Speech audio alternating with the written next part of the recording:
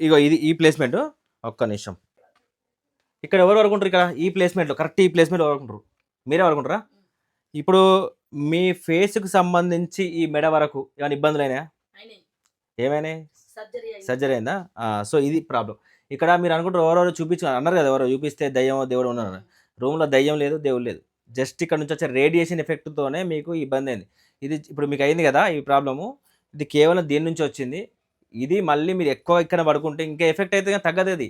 ఇది ఎప్పుడు కూడా మీరు మెడిసిన్ వాడితే తగ్గుతుంది అనుకుంటారు కదా, అది మళ్ళీ మళ్ళీ మళ్ళీ అంటే దాని యొక్క ఇమ్యూనిటీ పవర్, అంటే మన జీవితంలో మనకు ఇమ్యూనిటీ సిస్టమ్ అనేది ఇంపార్టెంట్. ఈ యొక్క రేడియేషన్ ఏంటంటే మనకు ఇమ్యూనిటీ పవర్ మొత్తం తీసేస్తుంది. సో దానివల్ల ఏమవుతుందంటే ఇక్కడ ప్రాబ్లం అనేది తగ్గదు. ఈ ప్రాబ్లం తగ్గాలంటే మీరు ఇక్కడ పడుకోవడం పని చేయాలి.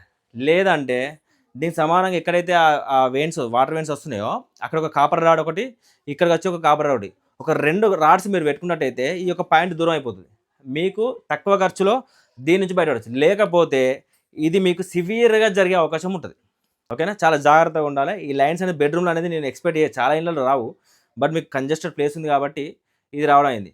ఇంకొక మిస్టేక్ ఏంటంటే మీరు చేసింది బ్రహ్మస్థానంలో ఈ యొక్క గొడవ పెట్టడం.